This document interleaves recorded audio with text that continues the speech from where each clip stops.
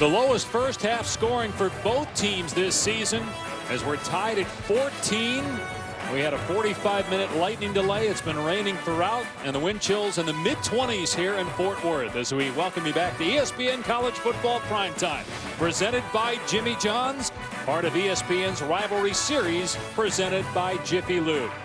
Dave Pasch, Brian Greasy, Tom Luganville down on the field, and believe it or not, there's been more turnovers than touchdowns in this game. When you think about last year's game was 61-58, obviously the weather is playing a huge factor.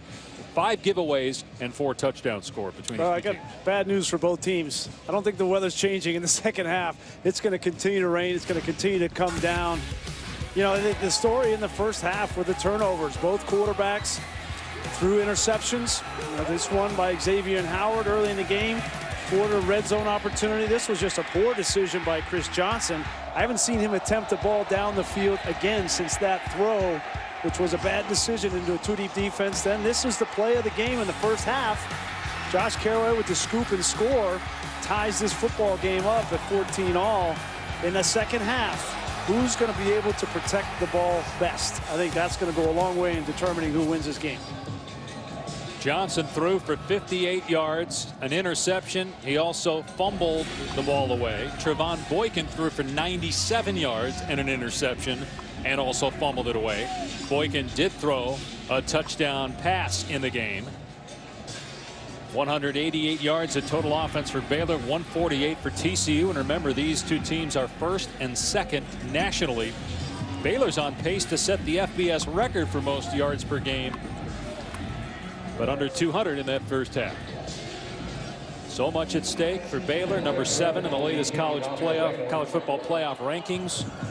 They need to win tonight, beat Texas next week, and Oklahoma would have to lose tomorrow night against Oklahoma State. Those are all possible. If that happens, Baylor would win the Big 12 and get back into the college football playoff discussion. TCU playing for win number 10 and hoping to spoil its rivals' hopes of glory. TCU will start an offense as we begin the third quarter. And this will be a touchback, and we'll come out to the 25 as we check in with Tom Luganville. Well, the recipe for both of these teams is to try and come up with some way of manufacturing field position and points in these conditions with both Art Briles and Gary Patterson. They know the obvious thing is to protect the football, but how can they schematically give their team an advantage if the conditions continue to worsen as they have throughout the course of this game? Temperatures are dropping, so protecting the football, getting field position, and keep in mind the kicking game is going to become critical, because in a tie ball game, if a field goal attempt has to be made, it's going to be dicey. And we saw one of those turnovers was a muff punt by Baylor in that first half. Boykin throwing, and couldn't tell that was going to be set up to be a double pass or not. That was thrown behind the line of scrimmage to Kyle Hicks, and Blanchard wraps him up for a 1-yard gain. You know, just to follow up on what Tom was saying there, I think the second half is going to be more mental than it is schematic, because you know, you go into the locker room, you get a little bit warm, right? You get dry, and then you come back out, and now you're right back where you started, wet again, and the temperature drops. Which team can be most mentally tough, that can embrace the elements and thrive in them rather than allow them to affect you? Boykin running the option here on 2nd and 9. The late pitch as Green steps out at the 27-yard line. So only another yard or two. TCU just can't get the running game going. And you know, Baylor in the first half, in that first quarter, had over 100 rushing yards, but TCU did a better job stopping the Bears' rushing attack in the second quarter. Look at the third down. There's a big guy in the middle, number 75, that has a lot to say about whether this TCU rush attack gets going. That's Andrew Billings, the Big 12 Defensive Player of the Week, the first time he's won that honor. Oakman drills Boykin, and Listenby drops the ball, but a flag. And Boykin is shaken up. Sean Oakman, who is a specimen at 6'9", 275, walloped Boykin as he threw that ball. Howard and Waz in coverage of Listenby. Pass interference. Even the rain affecting the microphone of Mike DeFee. They get Listenby, the receiver, for offensive pass interference. It's 4th down. Yeah, and Listenby was down there with Xavier Howard. Howard ended up on the ground.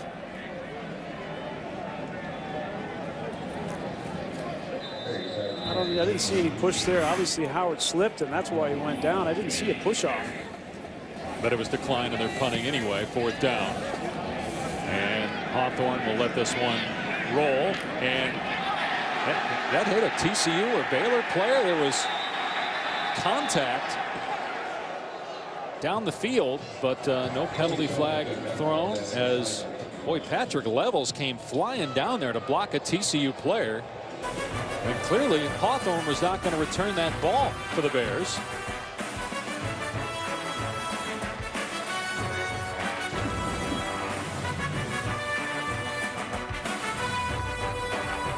Here throughout the day and night in Fort Worth, freezing rain perhaps for Oklahoma State and Oklahoma Bedlam. 8 Eastern on ABC tomorrow night. The Sooners can clinch the Big 12 title with a win. Here we're tied at 14. Baylor's first possession of the 3rd quarter with Chris Johnson, the 3rd string quarterback. Injuries to Seth Russell and Jarrett Stidham. Johnson making his first start, and he hands it off here to Shock Linwood. And a big run on 1st down. Gets about 7, brought down by Traven Howard. You know, Shock Linwood needs to get going here in the 2nd half. Take the pressure off of this first-time starter, Chris Johnson. Run between the tackles. He marked him down, only a 5-yard gain there. That pass intended for Jordan Feuerbacher. They're down in their tight ends because Gus Penning's got a shoulder injury, so Feuerbacher, who was going to redshirt, is playing today. So 3rd down for the quarterback, Chris Johnson. Threw only 4 passes last year and 10 this season coming into this one. Now you got to be smart. Chris Johnson is probably not going to come out and win the game in the 2nd half. He's got to manage the game well if he wants to win. Johnson hit his pass low and incomplete, intended for Cannon. Another 3 and out. It's got to be hard on those shotguns to grip the ball, fake the handoff, and then throw the football and throw a spiral. That thing wobbly. Cannon. It's hard for teams like Baylor that have been so good. It was close. That have been so good, Dave, offensively, throwing and catching and scoring. They lead the country in total yards on offense and points. It's got to be hard for them mentally not to be able to even complete a simple hitch pass because of the elements. So that's why I said mentally it's going to be big. 5th punt by Galitz, and Turpin's done a good job of those fair catches. It'll be TCU ball when we come back. Still tied.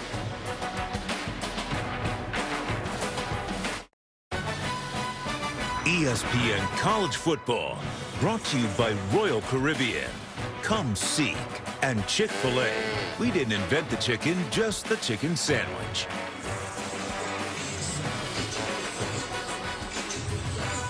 It's been raining all day, and with the wind chill continuing to drop, we're in the low 20s. Been a huge factor. Both teams with 3 3-and-outs, which is a lot for these high-scoring teams. 2 of the top offenses in all of college football held to 2 touchdowns apiece. And here's a run play to Aaron Green across the 30-yard line, picks up 5, brought down by Blanchard. Each team has punted 5 times, which is abnormal for these 2 programs. Yeah, you see Baylor, they don't punt hardly at all. The only team that doesn't punt less than them is Navy. But these punters are going to be a factor in this 2nd half because they're going to have to be out there working. And Drew Galitz for Baylor's already dropped 1 snap. TCU's got a new deep snapper because of injury, but Bryson Burnett has done a really good job so far. Boykin with a pop pass, and it's pulled in at the 48-yard line. Dominic Merca with just his 3rd catch all season. Yeah, Tayon Sells may have intercepted this pass, but he slipped right there, 26. He was going to intercept that and potentially go the other direction for a touchdown. So you see the elements not just only affecting the offense, but defensive players as well when they try to change direction. First down to the 47-yard line. Keeping is Boykin, playing with that bad ankle, and down he goes. Chance Waz makes the play at the line of scrimmage. We're so used to seeing Boykin getting outside and making plays, and obviously the field, the weather, and the ankle all a factor, and no yardage there for Boykin. Yeah, that part of his game is not going to be a part of this game. And I think they knew that coming in. Doug Meacham, Sonny Cumbie knew they were going to have to call this game for number 2 from the pocket. And limits one of the things he does best. Nation's leader in total offense, over 400 yards a game. He's barely over 100 today. A screen pass is nearly intercepted. It was tipped, and then Avion Edwards had a chance to pick it off. It's 3rd down and 10. Boy, that was a dangerous throw. You call a screen thinking it's a safe play, but that ball thrown out in front of Hicks. Campbell had a chance at it, and then, as you mentioned, Edwards. Trevon Boykin's lucky that ball wasn't intercepted. A high pass trying to hit Hicks. So now it's 3rd and 10. TCU just 1 of 8. They were 10th in the country coming in 3rd down conversions. You get the ball to Emmanuel Porter. Haven't called his name in quite some time. At the top of the screen. And Boykin going to throw it short to Hicks. And Hicks stepped out. Baylor keeps him from getting any yardage, and it'll be a punt. 4th down and long. Well, Brian, I agree with you. Emmanuel Porter's lined up, and he's one-on-one with Reed, number 9, on the corner, and the safeties are playing off the hash, but they're walked up. One safety standing right behind the umpire. That one-on-one downfield throw to Porter, they've got to give him some shots one-on-one. Well, they've made their shots downfield to Listenby in the last 3 attempts, and he's dropped 2 of them. Give Porter a chance. There was movement by TCU. False start. Offense, number 4. 5-yard penalty, 4th down. And you talked about it, you know, at some point, a special teams mistake. Bryson Burtnett is the long snapper. He was just, they have 2 different snappers for short field goal attempts and point afters, and the long snapper, Matt Boggs, is out for the year with injury, but Burtnett continues to do a good job. Gets it back to Perry. And this will bounce inside the 10, and TCU is going to down it inside the 5. Right on cue. Good snap, good punt, good coverage, and Baylor backed up. That's a huge play for TCU. You don't talk about punters affecting the game very often, but Ethan Perry and Burtnett executing to perfection.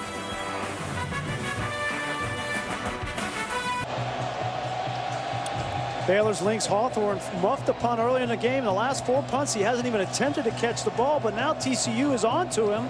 They're not paying any attention to Hawthorne, knowing that Art Briles and Baylor's strategy is not even to try to field these punts, and it backfires, backs him up inside the 5.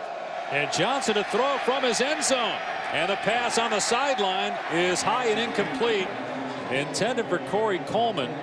It's been a quiet night for Coleman. Only 6 completions for Johnson. That's a big reason why. They try to get Coleman involved in the run game. He's actually got more carries than receptions. As you look at Johnson's numbers after a solid start, 4 for his last 13, including a pick. They blitz off the edge, and Linwood able to keep the feet moving. He was hit by Denzel Johnson at the point of attack, but able to pick up about 5 yards. Normally you don't talk about field position really mattering for this Baylor offense because they score so fast, but this is a big 3rd down for TCU defensively if they can force a punt from their own end zone. Johnson gonna fire it deep, going for Cannon, and he overshot him. So 4th down, and Baylor will have to punt from its own end zone. This has turned into Iowa-Nebraska. Punting, running the football, the only way to move the chains. Well, I think can complete a pass. Yeah, and I think it's going to come down to the small decisions, the small plays, the special teams plays. Art Briles' decision to have Lynx Hawthorne not field any of these punts was a big decision, and Barry Patterson, Ethan Perry, the punter, took advantage of it. Now they're going to get the ball in great position. Why not put somebody back there who can catch the punt that you trust? Corey Coleman, perhaps. He has returned some punts this year. This is a good kick by Galens. Excellent job. Fair catch made at the 48-yard line by Turpin. 43-yard punt. Let's look at the college football playoff rankings brought to you by Chick-fil-A. Baylor moving up from number 10 to number 7 this week. Iowa won today at Nebraska to go to 12-0. Oklahoma's at Oklahoma State tomorrow night. What do you, if any, do you see as an upset perhaps in the top 10 this weekend? Well, I mean, there's a lot of game. Notre Dame and Stanford. I think Stanford has a great shot in that game because of the injuries to Notre Dame, the way that Christian McCaffrey has continued to come on and play his best football down the stretch. That'll be an interesting game. Although I don't know if he'd call that an upset, right, if Stanford wins that game. Here's a pass out of the flat to Nixon. And Baylor doing a good job running to the football. So a gain of about 3 that time. Chance was on the hit. Well, Michigan, Ohio State. But Ann Arbor. Well, Michigan's favored. Did you not know that? So you're saying it would be an upset? That would mean that's not an upset. So I couldn't pick that one. You'll be there for that. Yeah, I'm looking forward to that. It's going to be the first time I've ever been as a fan. Called it last year. It was a ton of fun. It's going to be epic battle between Jim Harbaugh, Urban Meyer. On 2nd and 7, they run Hicks, and nowhere to go. Drilled at the point of attack. And also heavy hearts for anybody involved with the Michigan program with the death of Lloyd Carr's grandson. Chad Carr passed away Monday, and got to know him a little bit, and his family, Tammy and Jason Carr, wonderful people. And Tom Curtis, the legendary Michigan player, is also Chad's grandfather from Tammy's side. And we're going to have the funeral service on Sunday. Only 5 years old. Here's 3rd and 7. Boykin waiting, directing, almost falling, getting hit, throws downfield, and it's picked off. No, incomplete. Dropped. Sells couldn't hang on, and Boykin injured. Boy, start to wonder with Trevon Boykin. He's struggling. He's made these plays his entire career, made guys miss, but at some point you got to realize that you're not 100%. You need to get rid of the football. He's trying to do too much right there and may have aggravated that ankle. His backup, it's one of 2 guys. Bram Kohlhausen or Foster Sawyer both played last week. This time they have Hawthorne under it. He is able to pull it in. Well, after we're done here, stick around for SportsCenter at night with Steve Levy and John Buccigross. They'll have complete coverage of all the action in the NBA. The Warriors going for a 17-0 start. Also a look ahead to the weekend of college football. A lot of college basketball going on today. It's interesting that Art Briles got in links Hawthorne and said, listen, man, we got to catch the ball. You got to catch it. And that might be one of the most important plays as this game goes on, is the battle between the 2 punt returners, Lynx Hawthorne and Cavante Turpin, who can catch the ball. 5 turnovers so far in the ball game. Special teams have been an adventure. It's been raining throughout. Midway through the 3rd, we're still tied at 14. It was 14-7 halfway through the 1st quarter. Johnson's pass is pulled in. A flag comes down. Coleman wrapped up at the 19-yard line, a 6-yard gain if it stands.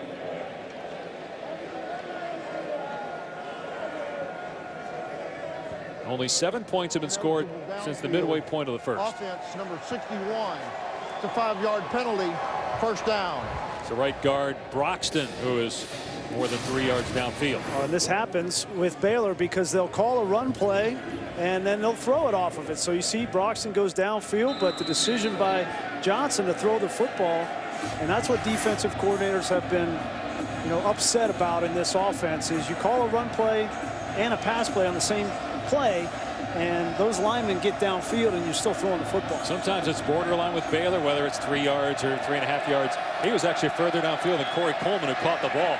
Linwood straight ahead, past the 10 and out to the 13-yard line to get a chunk of it back. Chris Bradley on the stop. Shock Linwood playing through injury. Hurt his ankle in the win at Oklahoma State. He comes in leading the Big 12 in rushing at 124 yards a game. They'll give it to him again on 2nd down, and he gets hammered.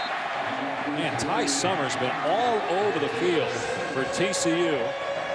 He's got 10 tackles in the game, bringing up a 3rd down. Gary Patterson has figured out that he needs to bring pressure on Chris Johnson in the 2nd half. He's not concerned about him throwing the ball down the field. He's going to put as much pressure on a young quarterback as he possibly can. And in the meantime, he'll stop the running game. On 3rd and long, Johnson taking off. Great play by Summers again. Only a couple of yards for Johnson, and Baylor will have to punt it again. Well, they're asking Johnny Jefferson the running back to try to block the middle linebacker. You can see Jefferson's going to come up and try to get the block on Summers, but Summers just beats him to the punch, and he's made 4 or 5 plays in this game. 240-pound quarterback. Summers says no problem. Baylor to punt again. 4 words that we're not used to saying, but there has been truth in this game. That snap a little to the left of Galitz. And this is going to work out extremely well for Baylor. Turpin saying that's on me, pointing to himself as he runs to the TCU sideline. A 56-yard punt. Well, Trevon Boykin was on the sideline, guys, just kind of hopping and jogging, trying to stay loose. You can tell he's severely hampered, and he looked stiff in pregame warm-up, Brian. We talked about that when we came on air, but that last series took its toll on Boykin. He's got to get rid of the football, get it out of his hand. Hopefully Doug Meacham here on the sideline right next to him, he'll do some things in the passing game to allow him to get into a rhythm and not rely on having to work so far downfield in the passing game, which also leads to him having to create and move around unnecessarily. Only completing 50% of his passes in the game. First down at the 27-yard line. Here's Aaron Green. And there's no running room at all against this Baylor defense. No gain on the play. Taylor Young was in the area of Green. There's Meacham, co-offensive coordinator. It's tough on these coordinators in games like this. You want to call something, you see, you know, the scheme or the strategy or the opportunity to throw the ball down the field or to run a reverse or things like that, and you just can't do it because you're concerned every time the ball is snapped about turnover.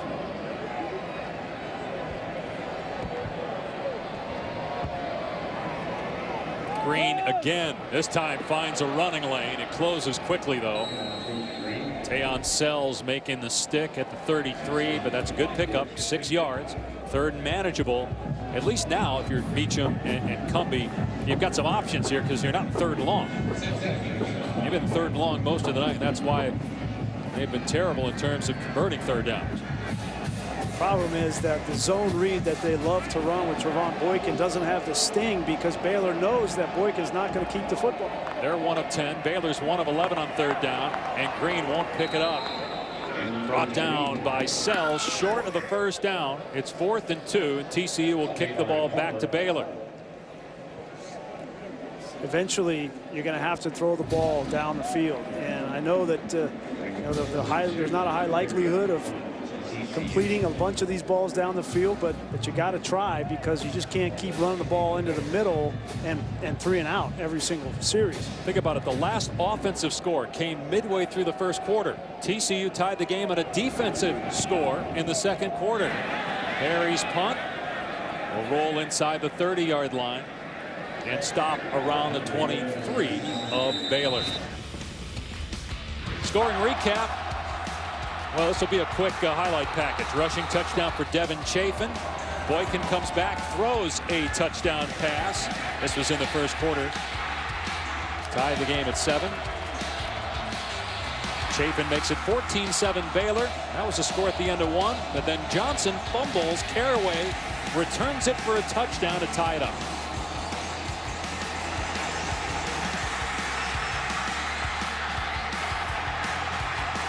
So a little different than last year's 61-58 epic that Baylor won in Waco. But it looks like we're going to have a close game down the stretch again here in 2015. Chris Johnson, the quarterback, 1st down from the Baylor 23. He's only completed 6 passes in this game, thrown just 17. They're going to keep it on the ground. Devin Chafin, who has the 2 touchdowns, out to the 28 for a handful, brought down by Traven Howard. If they're going to run the ball with any kind of success, they need to get this offensive line to the linebacker level, to the 2nd level, and get a hat on Summers. Chafin again trying to pick a hole. What a great play made that time by true freshman Joseph Broadnax. He was on the ground, just reached his hand up and made the tackle. Trip up the running back Chafin. Yeah, he's there in the middle, splits the double team, and then just kind of emerges. He's playing because Aaron Curry is injured. 3rd and 4. Chafin gets the 1st down. Able to power through an arm tackle of Summers to move the sticks. And I don't understand the strategy by Baylor. Nobody's blocking number 42. for TCU. He's had free shot after free shot on Johnson, that time on Chafin. You got to get alignment to the second level. The ruling on the field is a first down. The previous plays under further review. They're going to look to make sure that Chafin had the line to gain. 3:50 on the clock here in the third quarter, tied at 14 apiece. Got to get to the 33. That's pretty clear.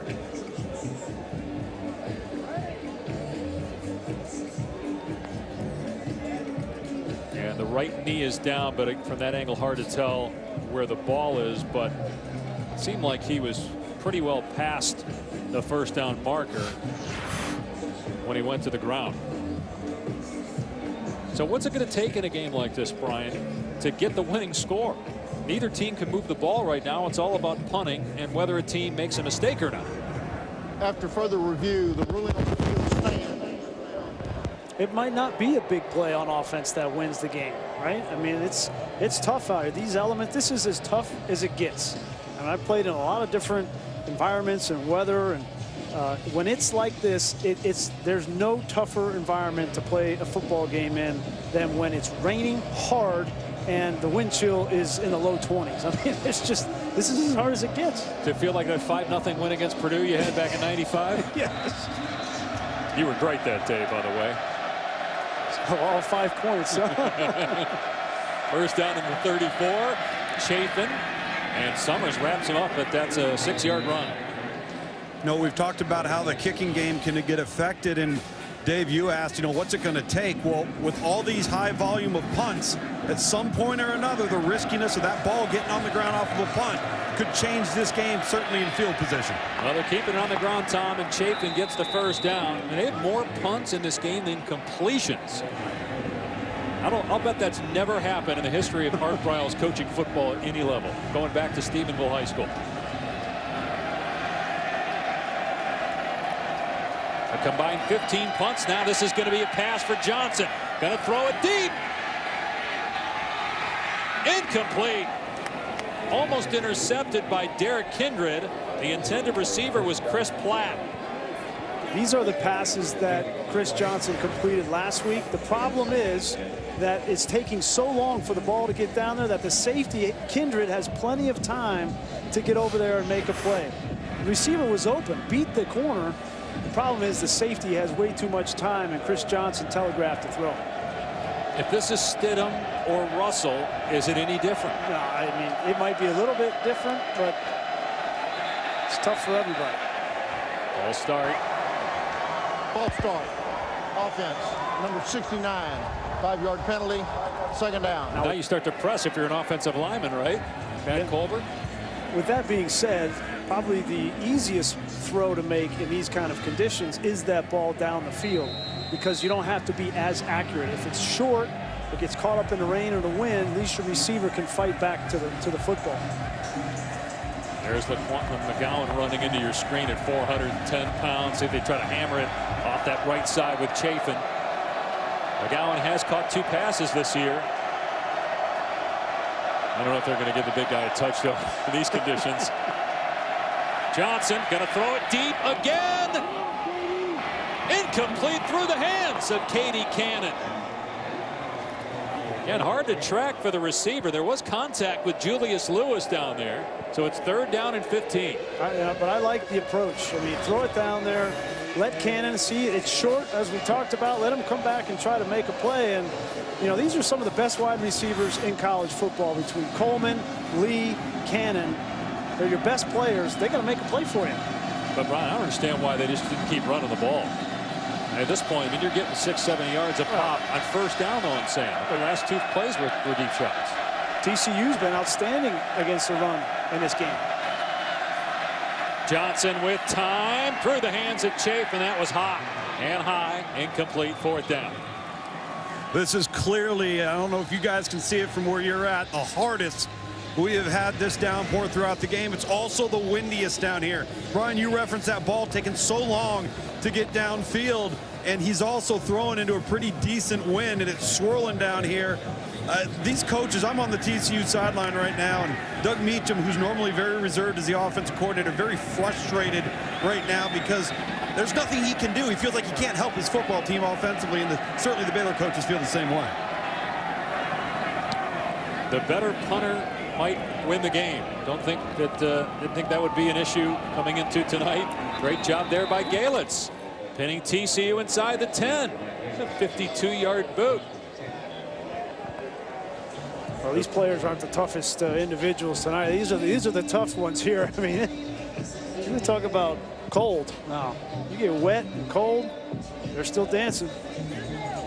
Yeah, Tom asked earlier, I don't know if we can see it. I don't even know that Tom can see it from down there. It's raining so hard right in front of your face. And I think that's got to be hard for those receivers on the deep balls just trying to track the football. So now Trevon Boykin standing on his goal line in a puddle. First down at the TCU 6-yard line. Green has a hole at the 10. One of the best runs of the night. Howard on the stop, but it's a 14-yard pickup for Aaron Green.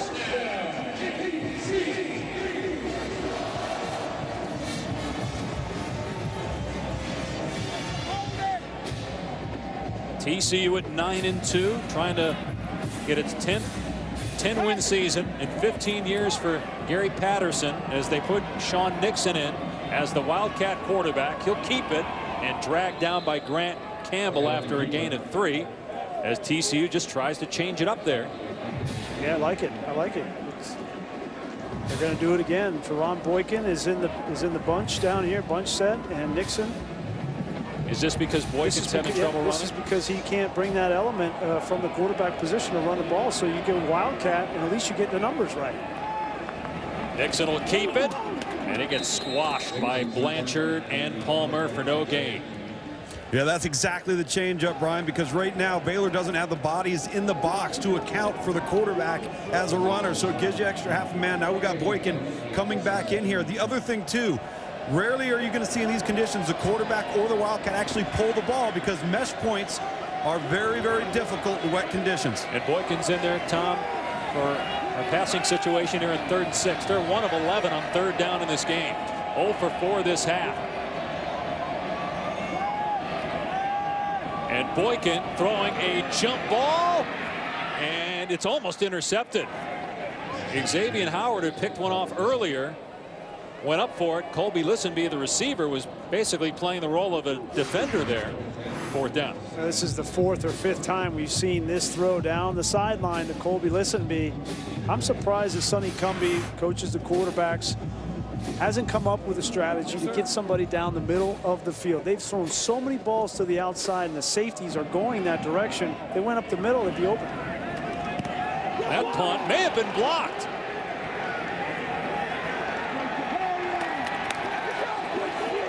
We said the better punter might win the game.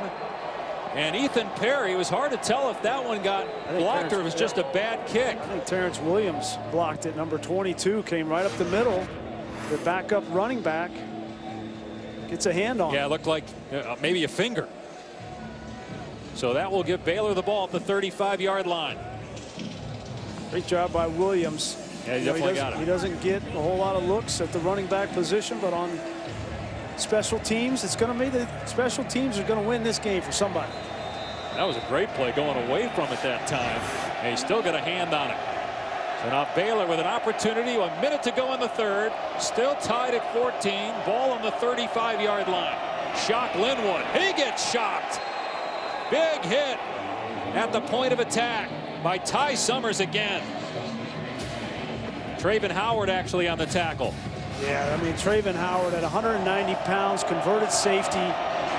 Take a look at that. He has stepped up for TCU and Gary Patterson on defense and been a physical presence at Mike linebacker. He doesn't look like a linebacker. It's like a safety, physical hit. Off play action. Johnson looking deep. Going to take a shot into the end zone. Overthrew Katie Cannon. Cannon arguing that Derek Kindred interfered with him or held him, and that's why Cannon couldn't release. It's 3rd down and 10. I think the one thing that Chris Johnson, the adjustment he can make is not throw the perfect pass, but just give your receivers a chance. If that ball is thrown short, at least give Cannon a chance to fight back to the football, maybe make a play or get a PI call. 3rd and 10. Baylor 2 of 13. They're going to run Chafin on 3rd and long, and he's got the first down. Great job to pick up the first down, get a few extra yards to the 20-yard line. Yeah, and this is a great adjustment from Kendall Briles. The first counter that we've seen all inside run. This time you run counter, and I love it because it forces the defense to react. And when they go to plant and switch directions, they're losing their footing. That's why he got the first down. Johnson caping, and he gets swallowed by Davion Pearson in the backfield. A loss of 4 on the play. Pearson, who missed the first 3 games of the season with injury. He's been outstanding since coming back, the senior from Oklahoma City. Got a handful of tackles, including that one for a loss, as we played 3 quarters here in Fort Worth. We're still tied at 14. Neither team has scored on offense since the midway point of the first quarter. We go to the 4th, all even.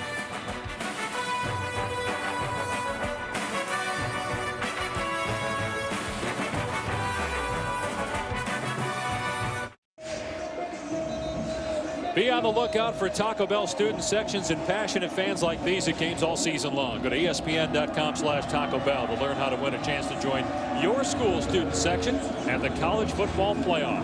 And this student section has been fantastic, even when their only mistake was when they were told to leave the field because of the lightning and they wouldn't do it. First time Baylor has had back-to-back scoreless quarters this season. But they're inside the 25 for 2nd down. Chafin running left. Gets to about the 19. Bringing up 3rd down and 8 or 9. Dave Pasch, Brian Greasy, Tom Luganbill in Fort Worth. Temperature in the high 30s. Wind chill in the low 20s. It's been raining all day and night. We had a 45-minute lightning delay. Back-to-back scoreless quarters for Baylor. A combined 112 yards for both these teams in the 3rd. Both of Baylor's touchdowns came on the ground. Last time they did not have a passing touchdown in the game was 3 years ago. TCU had an offensive touchdown, a pass by Boykin, and a defensive touchdown to tie the game in the 2nd quarter. Johnson lost the ball. Recovered by Baylor, or no, recovered by TCU. Davion Pearson comes up with the fumble for TCU. And another big play by Caraway. He had a scoop and score in the first half. This time he goes up. Look at the great control to come back down and get a hand on the football. And Davion Pearson's there to thwart that Baylor drive. Caraway coming off a 2.5 sack effort at Oklahoma. He's had 2 great weeks for the Horned Frogs. When Baylor's in position to potentially attempt a field goal, which would be huge with the conditions as they are currently. And you wonder, the decision on 3rd and 10 to attempt to throw the ball down the field comes back to bite Art Briles. First start for Johnson came on in relief of the injured Stidham last week at Oklahoma. Now Boykin to throw on 1st down. Listenby able to pull it in. A gain of about 6. Xavier Howard in coverage. Trevon Boykin playing through an ankle injury. The FBS leader in total offense has struggled today. Turned it over a couple times. But they're going to put the ball in his hands and try to win the game, his final home game. Boykin gets across the 30. He'll come up just short of the first down. But man, when's the last time we've had a 3rd and 1 or 2 for either team in this game? It's mostly 3rd and 6 plus. You got to give Trevon Boykin credit, and you see that his legacy is cemented here at TCU as one of the all-time greats to ever play for the Horned Frogs. And this final quarter in a rivalry game, no matter how ugly it's been, if you would have told Trevon Boykin at the start of this game he'd have a tie ball game with a chance to win it in the 4th quarter in his last game in Amon Carter, he would have taken that any day. They got Sean Nixon at quarterback here as Boykin motions out, and penalty marker down. They did not get the play off in time. So they try to get cute there by motioning Boykin and having Nixon take the direct snap, and it costs them. Well, that's what Doug Meacham, you know, when you put a wide receiver at quarterback, he's not looking at the play clock. I can guarantee you that. So 3rd and 7, and Boykin back in at quarterback. Boykin a finalist for the Davey O'Brien Award. O'Brien, a former TCU great, goes to the top quarterback in college football. 3rd and 7. Can Boykin make a play? And that pass high and incomplete. Tried to hit Listenby, who was short of the sticks anyway. 4th down, another punt.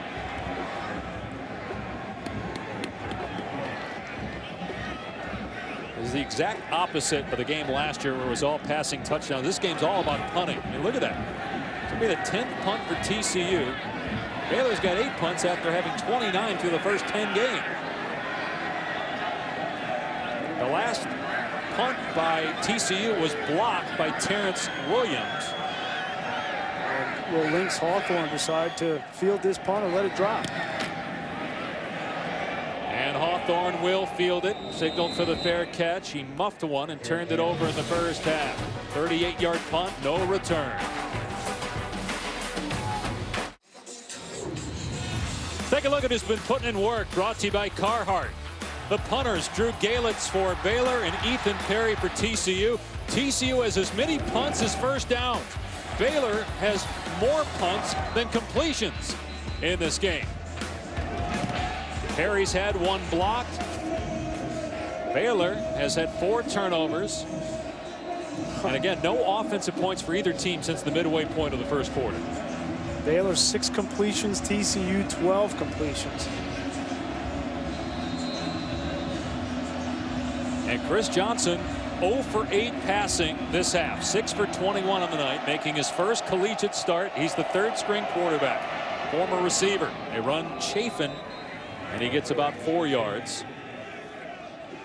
And Corey Coleman only has 1 catch in the game. He's their best player. They got to get him the football. And I think the biggest adjustment for Chris Johnson needs to be when he's throwing that deep ball, just don't overthrow your receiver. Give him a chance to come up and make a catch. Great play in the open field by Orr to take down Chafin. And Chafin beat Orr. He probably would have got the first down. Instead, brings up a 3rd down.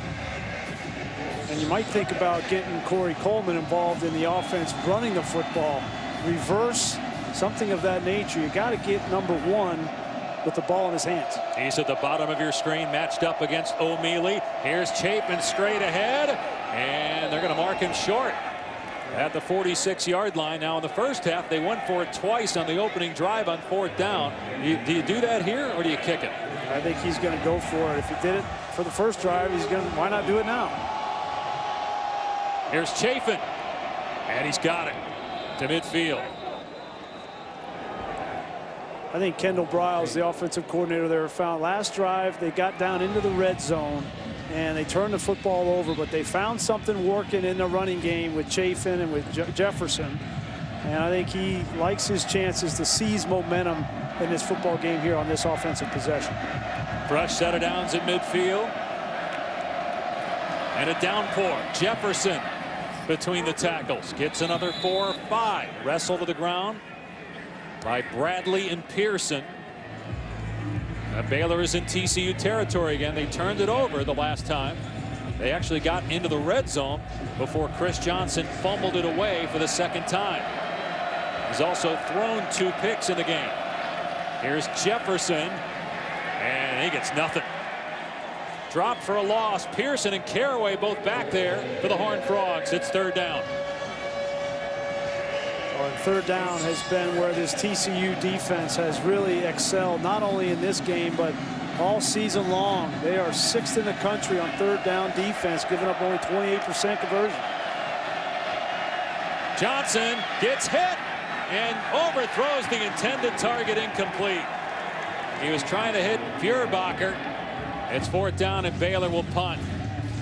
Terrell Latham gets the hit, and he goes right around Spencer Drango, number 58, one of the best tackles in all of college football, and that affected the throw by Johnson. It's been Caraway, it's been Broadnax, Davion Pearson. You got to give credit to this defensive line for TCU. They have affected this game in a multitude of ways. Much easier for the defense, right, when you have this bad footing and weather? Well, not necessarily. It's not easy to rush the passer when you can't get your own footing. Galitz catches it, gets rid of it, and that's a great bounce inside the 10. Galitz, the MVP for Baylor.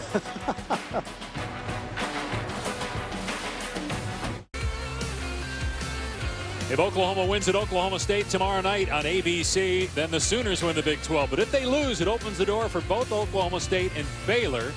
For the Bears, they have to win tonight, beat Texas and Waco next week, and then, as mentioned, hope that Oklahoma loses tomorrow night. And Baylor still in the conversation for the college football playoff if they can win this game. Tied with TCU at 14, 10 minutes to go in the fourth quarter, and the Horned Frogs are backed up again.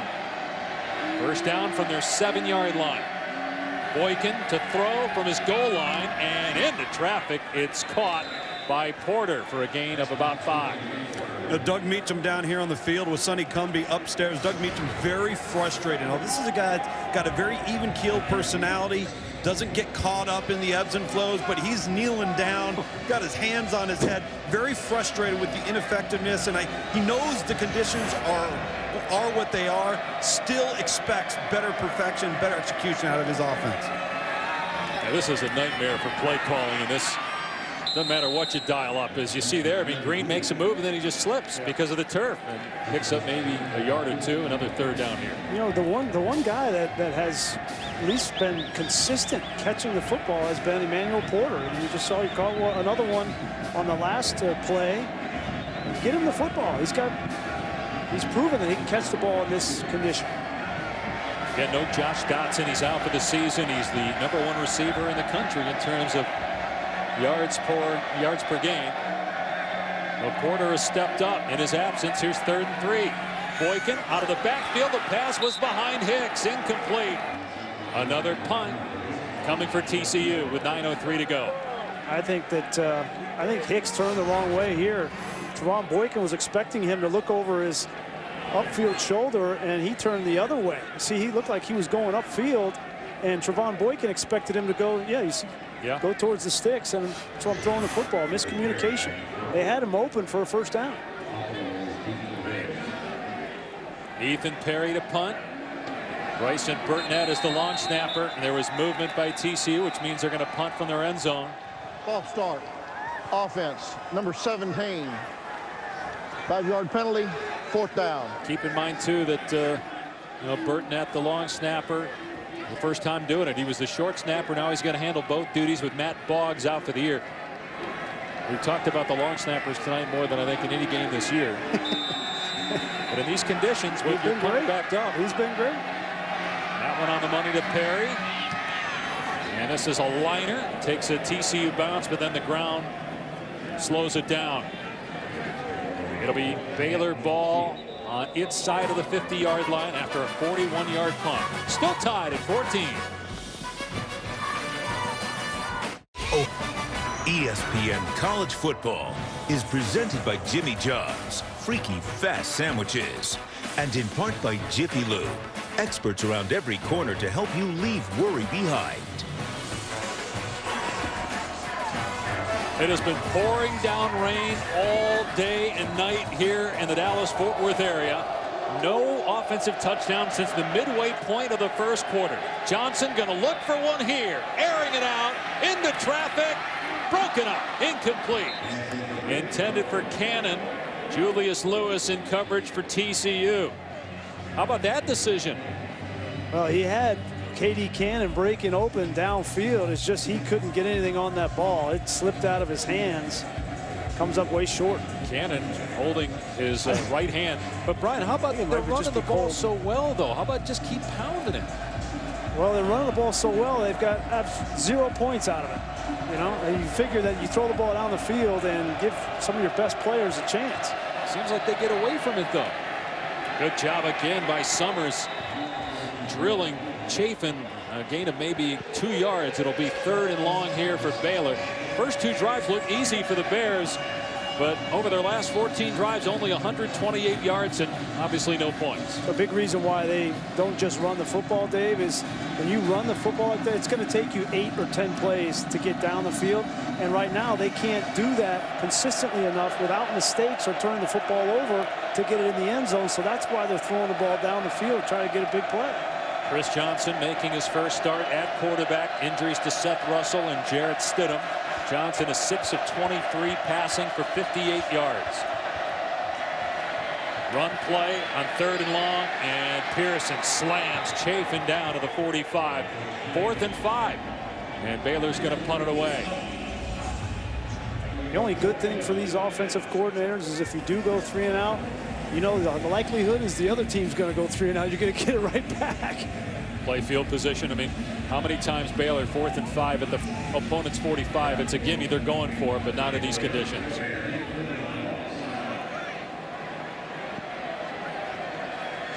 Galitz to punt. Look how spread out Baylor is in their formation here. Snapping the ball to Galitz.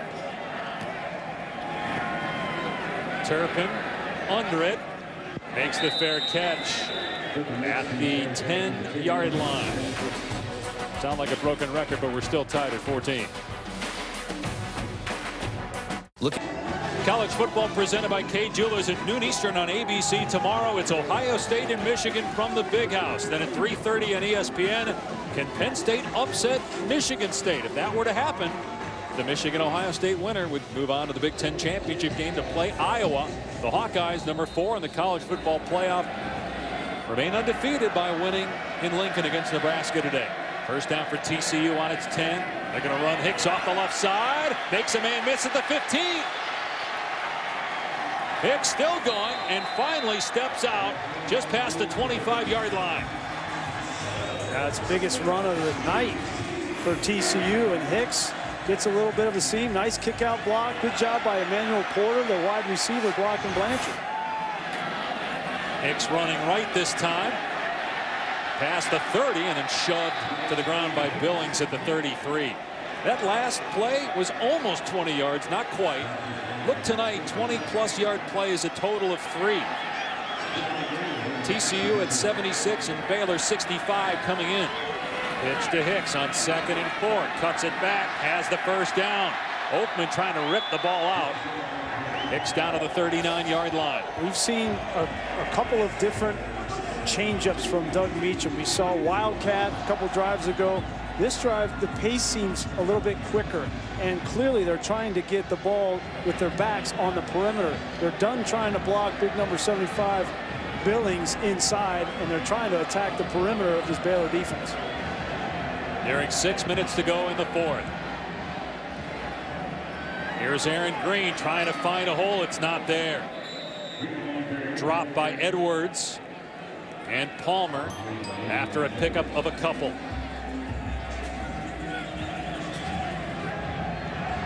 The last score came in the 2nd quarter, a defensive touchdown, a fumble recovery by Josh Caraway. Penalty marker down. Here's Green out to the 48-yard line for 6 yards. See what the flag is about. TCU's won 12 straight at home. That's the 3rd longest active streak in the Power 5. Andrew Billings are hurt for Baylor on the play.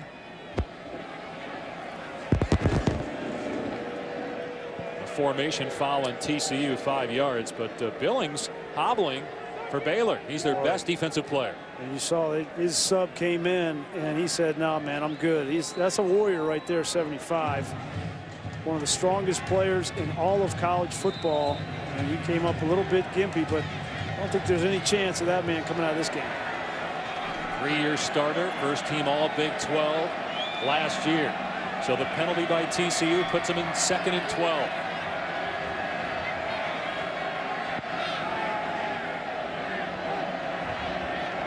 And Boykin to throw. Has time. And lobs it downfield. It's nearly intercepted. Off the fingertips of Tayon Sells. Dominic Merca, the tight end, was the intended receiver. 3rd down and 12. And I think that not only the elements affect Boykin, but also his ankle. Look at his feet. He's just not able to step into any of these throws, Dave. And that one kind of floated out of his hands. I don't think it was that the ball was wet. I just think he's really struggling to transfer that weight on that right ankle. Was hurt against Kansas, did not play last week in their loss at Oklahoma. So it's 3rd down and 12. Javonte Turpin running out of the field late there for the Horned Frogs. The play clock is at 2. 3-man rush. Boykin stepping up and running. Boykin to the outside, gets a block and has to step out well short of the first down. 4th down and about 4. TCU will punt it away. Nearing 5 minutes to go. Remember last year it was 61-58 in Waco, and the way this game started here at Amon G. Carter Stadium, 14-7, 7 minutes in with Baylor on top, we thought we might be headed that way again. No offensive touchdowns since, as Baylor looks to keep its hopes alive of a Big 12 title and a college football playoff spot. As the ball was fumbled, and then Oakman almost took down the punter. Perry back at the 30-yard line did a good job to get rid of the punt before he was drilled by Oakman. Dave, that ball went right through Ethan Perry's hands. It was a good snap. It just went between his hands. Take a look. It's an 8-yard punt. We've talked about it all game. And Perry's the first punter to. That's live because the ball hit the ground. Yeah, it's a good point. The ball hits the ground, so there is no roughing the punter in that situation. He did a good job to get rid of that thing. Had one blocked earlier. We saw Galitz of Baylor drop a snap as well. So Baylor ball near midfield. 15 consecutive drives without points for the Bears. That's the longest single game streak under Art Briles in his 8 years at Baylor. And now Chris Johnson, sophomore from Bryan, Texas, another opportunity to try to get the Bears the lead back in the final 5 minutes of regulation. And the ball's on the ground, a fumble, and TCU has it. Chafin puts it on the ground. Derek Kindred with the recovery.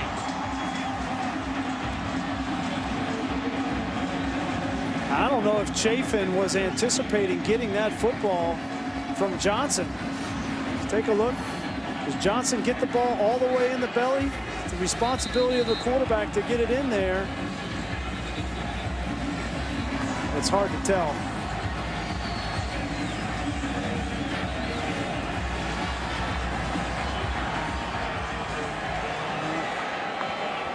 It's tough.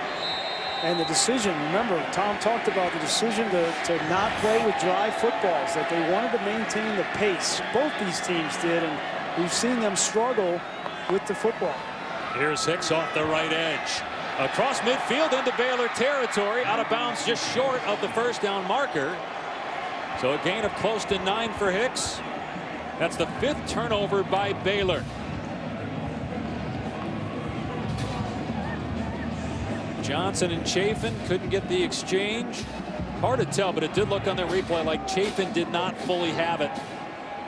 Here's Hicks, or make that Boykin off the fake, trying to get the first down, and he stepped out after he got the first to the 44-yard line. This was moments ago, and Chafin saying that that's on you, the quarterback, Chris Johnson. Yeah, well, it's on both of them. It's not on one guy. They have to make each other right. And, you know, again, we've said it 10 times in this game. It's the little things that you have to focus on and overemphasize, and ball handling in these elements is one of them. From the 44 of Baylor, another run. Here's Hicks. No running room. Upended at the 45, a loss on the play. Pat Levels. Check that Tayon Sells with the hit. And so it'll be 2nd down and 11. If you're Phil Bennett now, the defensive coordinator for Baylor, you don't have any concern about Trevon Boykin throwing the ball down the field. They've stopped attempting to throw the ball down the field. Listenby has been absent. Porter hasn't been targeted down the field. So he's just attacking this run game with 7, 8, 9 guys at times in the box. Approaching 3.5 minutes to go in regulation. Hicks trying to find a hole. Stood up at the 44-yard line. Taylor Young in there for the Bears. It brings up 3rd and long. Neither team has attempted a field goal. Should either squad be put in that situation, whether in regulation or in overtime. Yeah, well, it will happen in overtime. The better kicker is TCU's Jaden Obercrom. He is the career leader in Big 12 history in made field goals, tied for first with Oklahoma's Michael Honeycutt. Yeah, well, how do those guys feel? They haven't attempted one kick all game. You think they're nice and warm and toasty over there on the sideline? Here's 3rd and long. Boykin in trouble. They're trying to set the screen up. Hicks with the catch, and a great play at the 45 by Edwards. In the open field, Avion Edwards takes down Hicks. It's 4th down and 10. And TCU is going to try to pin Baylor deep. Now remember, the last snap to Ethan Perry, he put on the ground. But Baylor gave it right back with a fumble.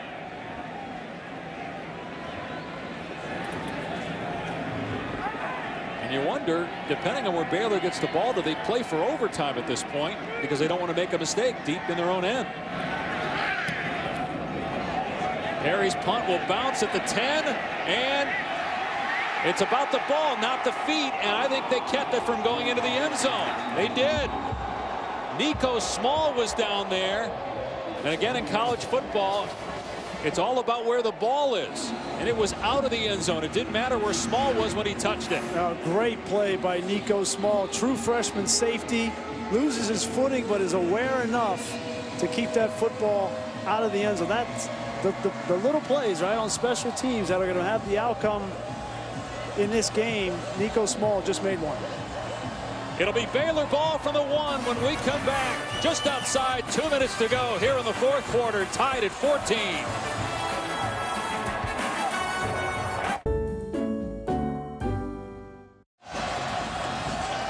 We're tied at 14 with 2:10 on the clock. Baylor with the ball at its 1-yard line. And remember, a safety probably wins the game for TCU. It's interesting with Tris Johnson making his first collegiate start and all the problems handling the football. He's lined up in shotgun. They hand it off, and out of the end zone is Chafin. He gets to about the 4. Well, you talk about a safety day, but let's just say Baylor isn't able to get out from their own area here and is forced to punt. If you're TCU, you bring all 11 and say, if we rough them, we rough them. I mean, this is an opportunity right here just because of field position to sell out. That's a good point, Lugs. And if they're able to stop them on 2nd and 3rd down, they're going to think about calling a timeout to make sure that they have to attempt that punt. Snap to Johnson. He'll hand it off. Chafin out to about the 8-yard line. So 3rd down coming up, 3rd and about 3, and TCU will call a timeout. That will leave the Horned Frogs with 2. I like that timeout there because Gary Patterson knows even if so they don't get a 1st down, at least they now have an opportunity, even if they don't block the punt, that they could get in field goal range to attempt a game-winning field goal. And again, they've got the better of the 2 kickers. It was Chris Callahan for Baylor that won the game 61-58 last year. That was a short field goal. Obercrom, one of the best kickers in the history of the Big 12. He's got a very strong leg, would be able to handle these conditions, but every snap has been an adventure in this game. It has. I mean, it's been these 2 teams, we don't expect this kind of game from these 2 teams, but it's actually been really interesting to watch this game and how these coordinators have tried to adjust. Some of the things Doug Meacham has tried to employ. The patience of Kendall and Art Briles, knowing that their offense has been so explosive all year. This was never going to be a Picasso, right? But now it's about who has a little bit left in the tank, and that refusal to lose this football game is going to make a play, and it might be in overtime. But which team is going to make that play to win the game? Any chance Art Briles lets Chris Johnson throw the ball here on 3rd and 3? No. So is it a handoff? Is it a quarterback run with their 230-pound Q here? He's fumbled the ball a couple times, though. He'll hand it off to Chafin. Keeps the feet moving, holds onto the ball, and gets the 1st down. That was big. It's not big because Baylor's going to go down the field on this drive and score. They still have a lot of field to go, but that's big, just getting out of the shadow of your own goalpost and not having to attempt that punt out of your end zone. Chafin shakes a couple of tacklers and gets to the 20-yard line. Clearly Baylor playing for overtime at this point. We're inside a minute remaining here in the fourth quarter. Again, neither team has scored since the first half, and neither team has scored on offense since the midway point of the first quarter. The last score was a Josh Caraway fumble recovery, returned 50 yards for a TD for TCU. These two teams are having too much fun out here to go, with just 60 minutes. They want some extra time. We thought we might have overtime, but thought the score might be in the mid-50s when we got there here tonight. Chafin off the right side, crosses the 30, and dumped at the 34-yard line by Nick Orr. Clock stop as they reset the chains. Now that you have better field position, Baylor's going to call a timeout. Do you take a couple of shots down the field here? Why not? Some of those plays that were too risky to attempt, when the game was still in the balance, maybe you attempt a reverse or something. Maybe get the ball in Corey Coleman's hands on a reverse or something like that and let him try to weave his way through, maybe make a play. What about a jump ball down the field, or is that too risky there? I mean, you assume even if you throw a pick down here, TCU hasn't been able to move the ball at all, so it doesn't really hurt you. No, I think it's a smart play, by Art Briles. Call this timeout. You never know with the field the way it is and defenders having to change direction. You get the ball in a really explosive player's hands like Coleman or Lee, Cannon, and they can make guys miss and maybe score. I kind of like the idea of taking a shot, throw it up for grabs. If it gets picked off, TCU's got the ball at its 30-yard line with 12 seconds left. If Baylor catches it, now you're in a position maybe to win the game with a field goal. Tight set here. That's Corey Coleman in the backfield. They're going to pitch it to Coleman, and he's taken down by Denzel Johnson for a loss. Let's see if TCU calls a timeout. Yep, 16 seconds left.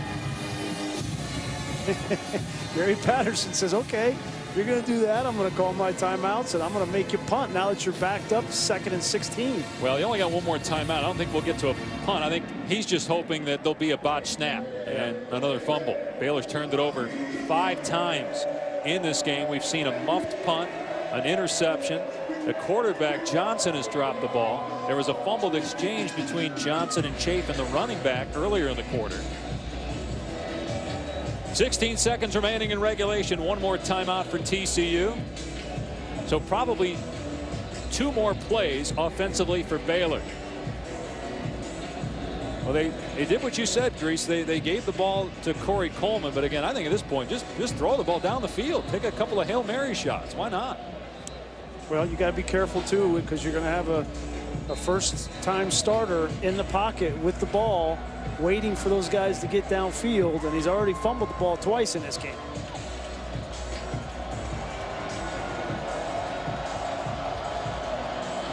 It has been pouring all night. This game started with a 45-minute lightning delay. Temperature in the high 30s, wind chill, low to mid-20s here in Fort Worth. Play clock down to 1, and they're taking a knee.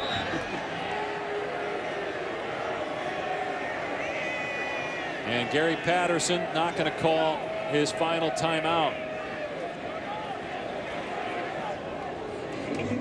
They will reconvene on their respective sidelines and game plan for overtime. Now it's going to get exciting. One can only hope. Tied at 14, the end of regulation. Neither Baylor nor TCU scored in the second half. 3 of the 4 touchdowns came in the first 7.5 minutes of the opening quarter. Baylor made it look easy on the first 2 drives. A pair of rushing touchdowns by Devin Chafin. Trevon Boykin had a touchdown pass for TCU. And then this play, Johnson gets stripped. It's picked up by Josh Caraway. He returns it for a touchdown. That tied the game in the second quarter at 14. And we're still there as we head to overtime.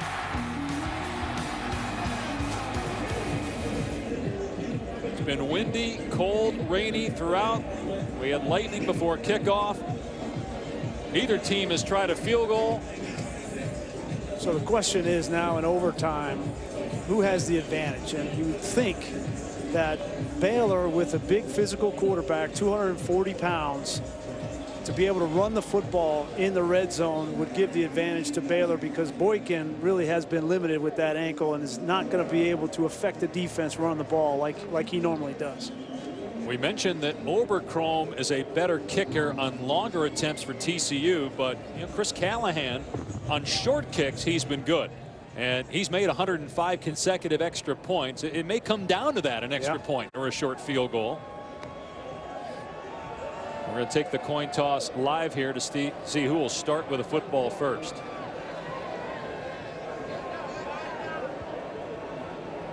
TCU playing with an injured quarterback in Trevon Boykin. Baylor with its third string quarterback in Chris Johnson.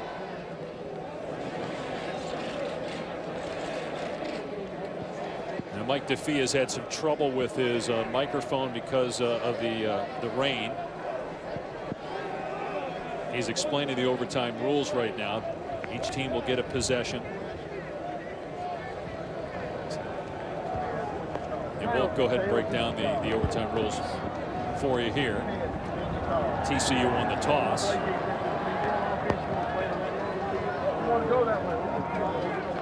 TCU is going to take the ball first.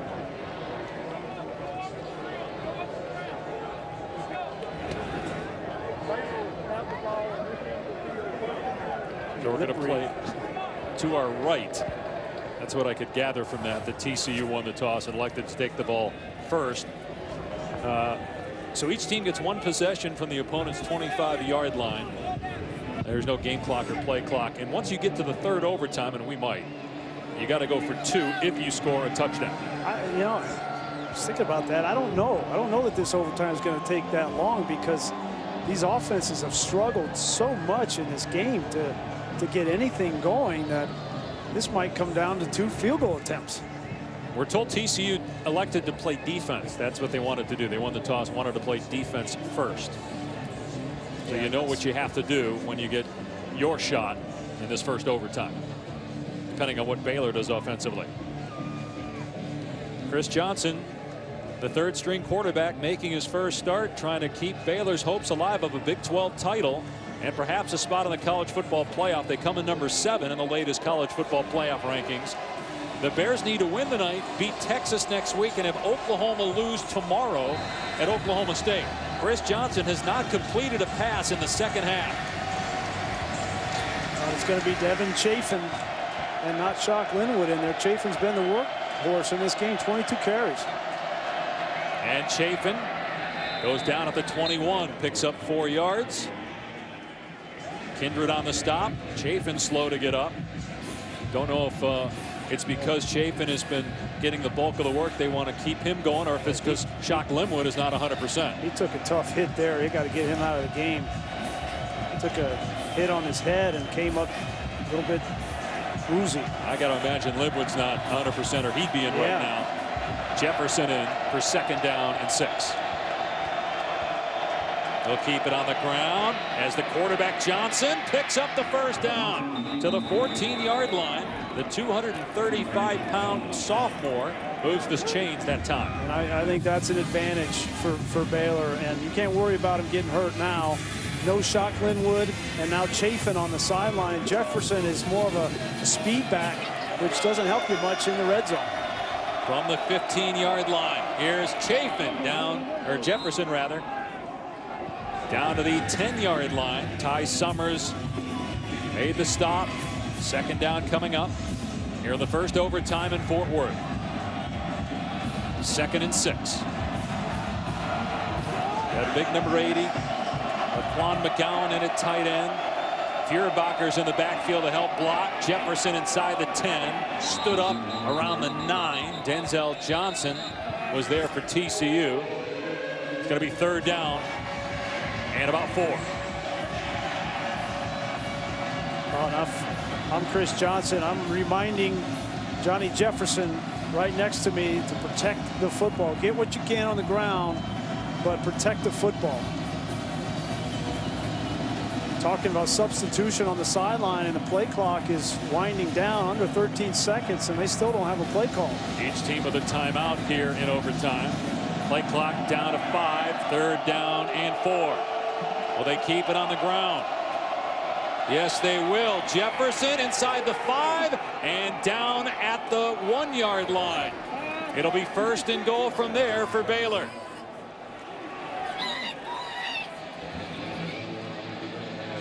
They say he went down at the 2. They spot it there. Jefferson slips. Markin down at the 3-yard line, so he lost a yard of the play. 2nd and goal for the Bears. Boy, even if he didn't slip, he wasn't going to get much further because Caraway, 2 other TCU Horned Frogs coming free in the middle. And good news for Art Briles and Baylor that Devin Chafin back into the game. You need to give Jefferson a blow. If you're TCU, do you just sell out expecting run here? Absolutely. Make them throw the ball to beat you. You sell out, and you see there's O'Mealy and Julius Lewis are outside. Everybody else is in the box. Johnson keeping, and he's not going to get it. Dragged down for a loss of 1. Terrell Lathan made the tackle at the 4. It'll be 3rd and goal from there. Now what do you do if you're Baylor? Same thing. I'm selling out. No, what if you're Baylor? Are you going to throw the ball here into the end zone? Oh, well,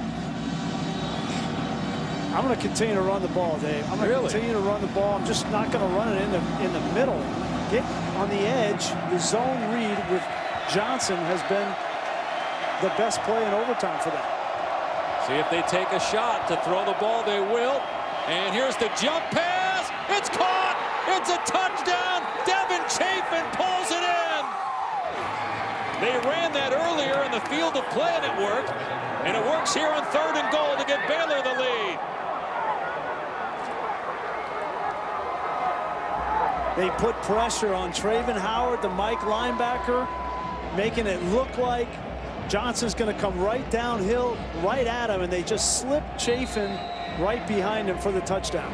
It's his 3rd score of the game. 2 on the ground. That one receiving. And now Callahan has made 105 consecutive point-after attempts, trying to give Baylor a 7-point lead. TCU will get a shot. That was a high snap. The extra point is good, though. 7-point lead for Baylor. Let's put you in Traven Howard's shoes here. Here he is right here. And the quarterback's going to act like he's coming right downhill. And then he just jumps up. It's that Tebow pass. And Chafin goes right behind him. And give credit to Chris Johnson. Been a struggle. 6 completions all game. None bigger than that one.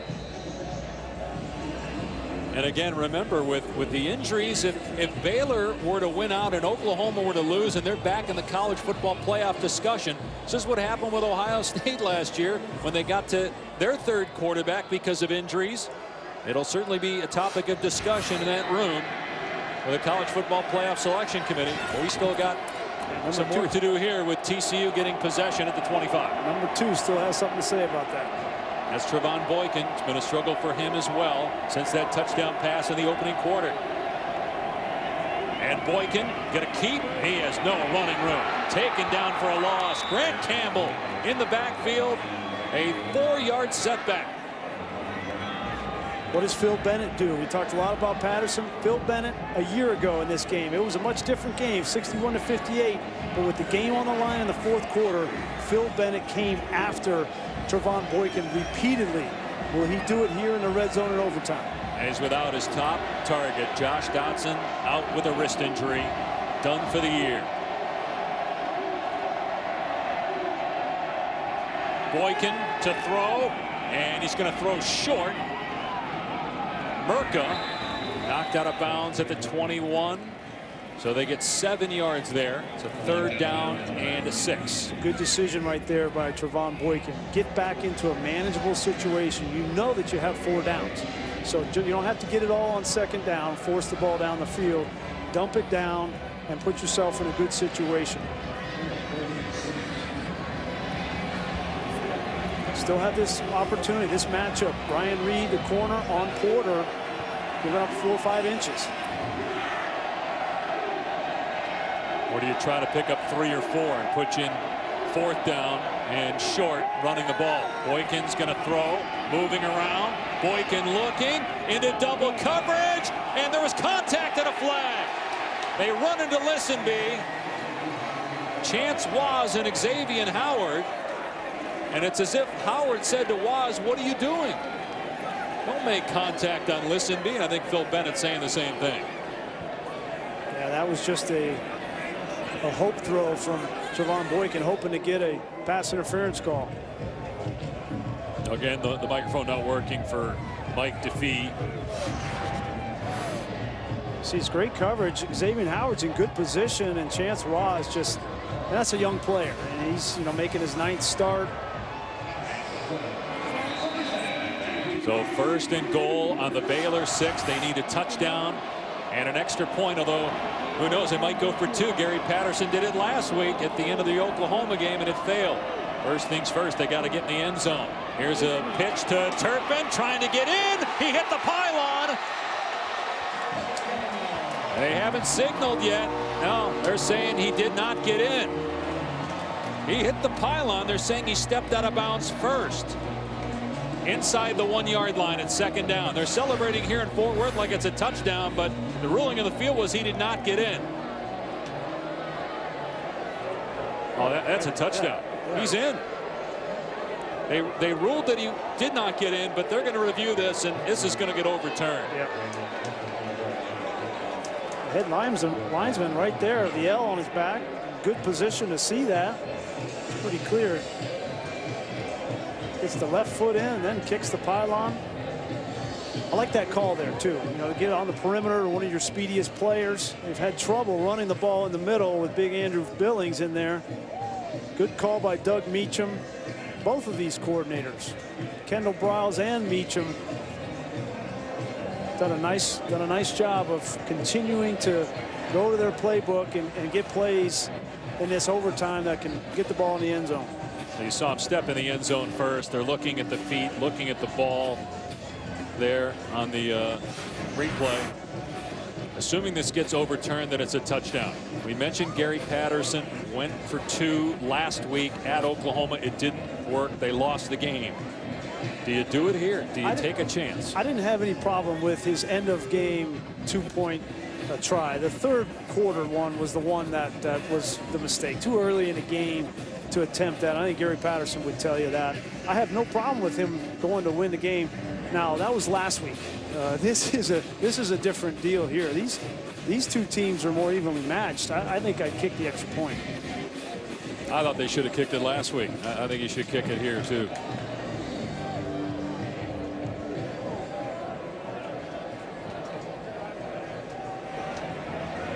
Again, we can't hear, but they're saying that he was actually short of the goal line. But we can't hear why. We're not getting the explanation, but they're saying that he was short of the goal line. Tom, you were down there. What did you hear, Lukes, from referee Mike DeFee? Yeah, standing right in front of the referee. His microphone's obviously not working. What he is stating is that the runner's foot did hit the pylon, but that the ball was out of bounds at the same time that the runner's foot hit the pylon, puts the ball at the 1-foot-yard line. So the ball never crossed the goal line. But it looked like, I thought his foot touched the end zone first and then hit the pylon, but that's not what they saw on replay. 2nd down and goal.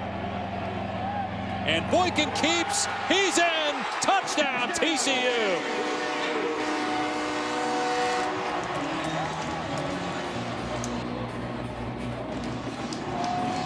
And they are not going to go for 2. Overcrom comes right onto the field to send it to a 2nd overtime. Now you got Zach Allen out there for his first catch of the football. He's a backup quarterback. He's got to get this hold. First get the snap and then get it down. Made 2 extra points in the 1st quarter.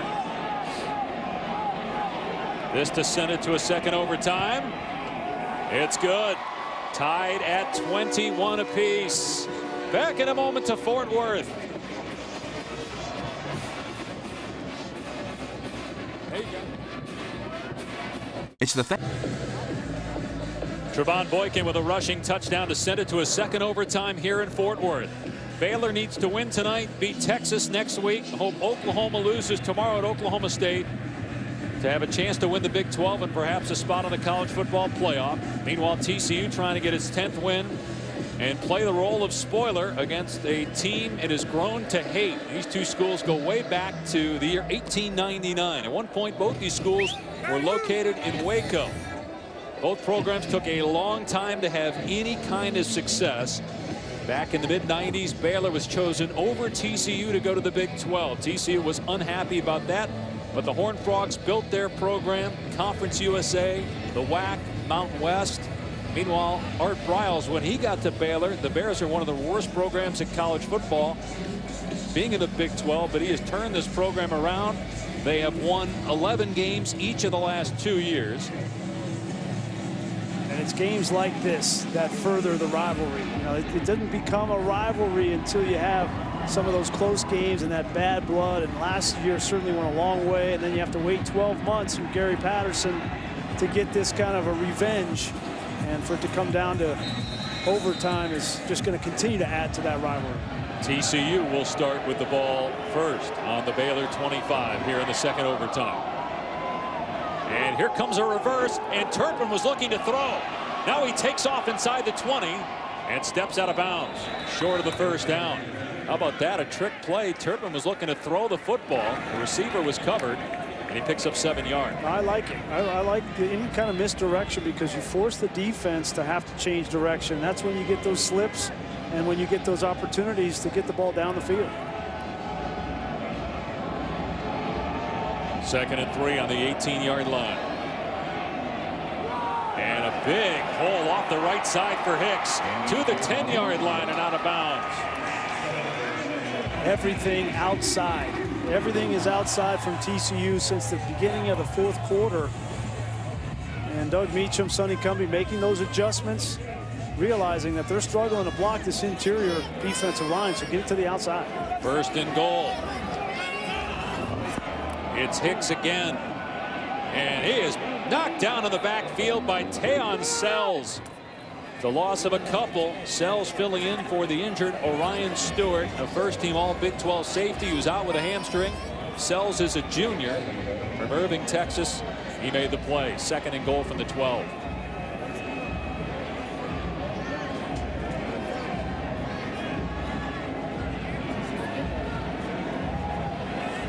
Trevon Boykin, Big 12 Offensive Player of the Year last year, a candidate to win the award again. I hand it off to Green, ran into a teammate, and Green is wrapped up inside the 10 by Oakman, so it's 3rd and goal from there. Boy, and another adjustment from Doug Meacham has been having both Hicks and Green on the field at the same time. Now they're going to go into an empty set where you got to throw and catch the football in this situation. Porter is man-to-man, at the bottom of the screen, number 1 on Reed. Baylor rushes 3. Boykin looking. End zone wide open. Touchdown Turpin.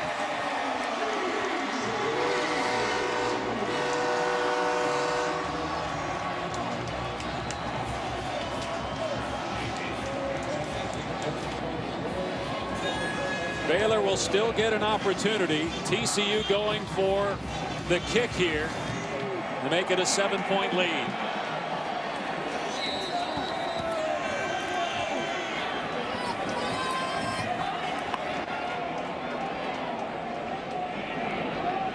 Oberchrome, the kicker, puts it through. It's 28-21 TCU.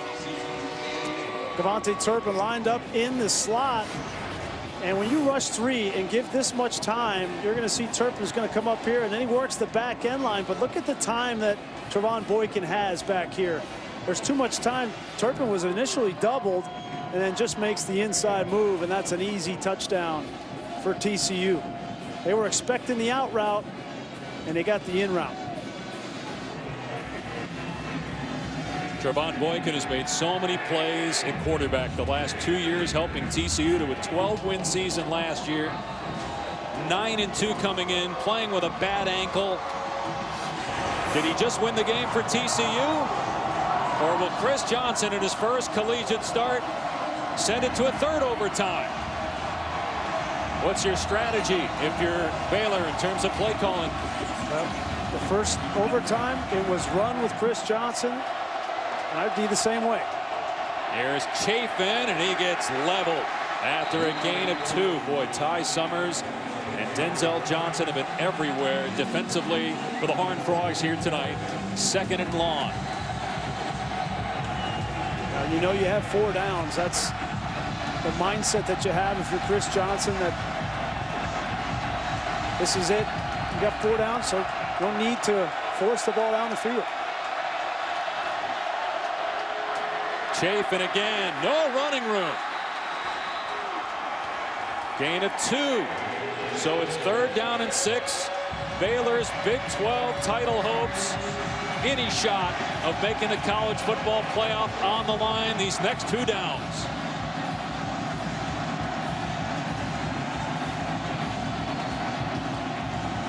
Chris Johnson moved from receiver to quarterback just a month ago because of an injury to starter Seth Russell. Then Jarrett Stidham, the backup, goes down last week.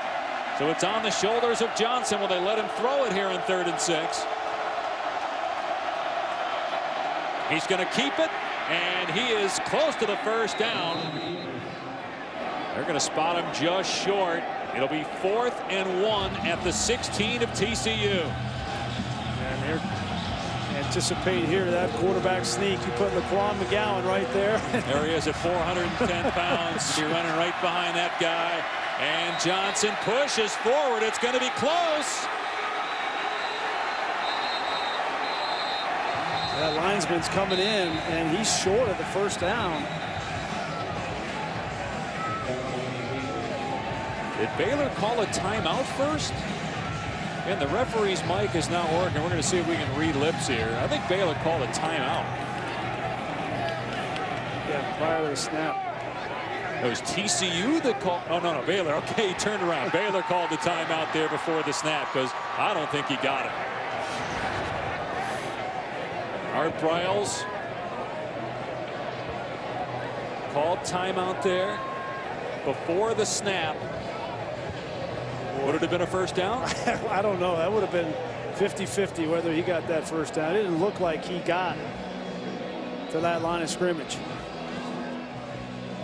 It would have all been about the ruling of the field. There was no way the replay was going to overturn. He had to get to the 15, and it didn't look like he got to the 15. So Art Briles, that's a good timeout there. I don't think he would have gotten it either. So 4th down, do you do the same thing? Wow. That's tough. You know, it's been the most success, and it hasn't been a whole lot of success on either side offensively, but the most success that Baylor has had has been in that zone read with Johnson and Chafin. And I think I might give Chafin an opportunity rather than trying that quarterback sneak again, because they've had trouble moving Davion Pearson, Bradley out of that middle.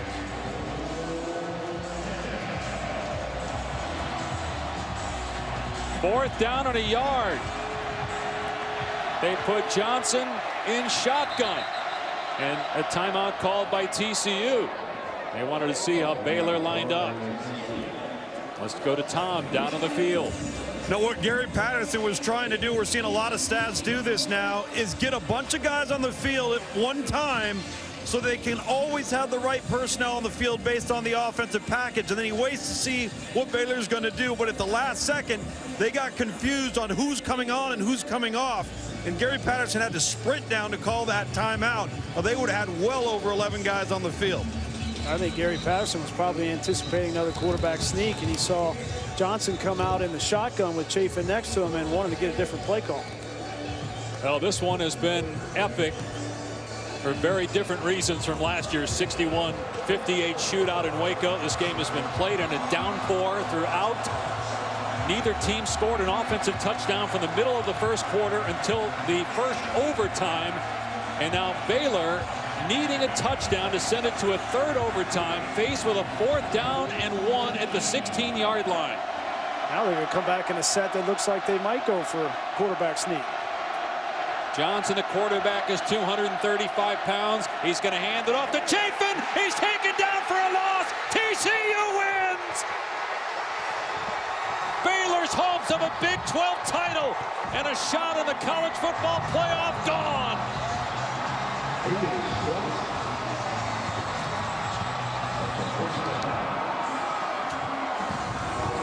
And it's fitting that it was number 42, Ty Summers, once again coming from his middle linebacker spot. He's done it all night, and he got an assist from Julius Lewis, the corner, off the edge. Art Briles doesn't like the TCU fans on the field are talking some smack to him. He's not happy about that. Trying to find Gary Patterson for the handshake. They did look at it and confirm what we saw on the field. He was short. The game is over. TCU wins it in double overtime, 28-21. And everything TCU has been through this season, the 2 losses to Oklahoma and Oklahoma State, the Oklahoma decision to go for 2 at the end. 20 starters have been injured on this team, and they've missed 103 games. To win this game, how sweet that is to get revenge for last year. TCU improves to 10-2, wrapping up its regular season. Baylor falls to 9-2. They play Texas next week, but the Bears are done in terms of the Big 12 championship picture and the playoff picture as well. I give Art Briles a lot of credit right now. He's looking for Gary Patterson. It's a melee down on the field. He could easily just go to the locker room, but he's a competitor through and through. He's a man of his word. He's sticking it out, trying to find Gary Patterson. I don't think he ever found him, but at least he's making the effort, Dave. Yep, I agree. Hard to find anybody in that pile that you recognize right now with the TCU fans storming the field. And those fans deserve a lot of credit for sticking it out. Go back and look at that play, Dave, where Ty Summers from his linebacker position 42, he squeaks through there, and you're going to see that's Julius Lewis from his corner position, unaccounted for into the backfield. But Summers all game made these plays, and you got to give him credit fighting through all the injuries defensively. They lose both starting Mike linebackers, and he played his tail off. What'd you think of the call, the deep handoff rather than the quarterback sneak? I'm fine with the call. I mean, it's a short yardage situation. What else are you going to do? I mean, they tried the quarterback sneak, and that got stuffed. Yep. It wasn't the play call the reason why they didn't get that 4th down. It was the fact that TCU's defense was up to the task.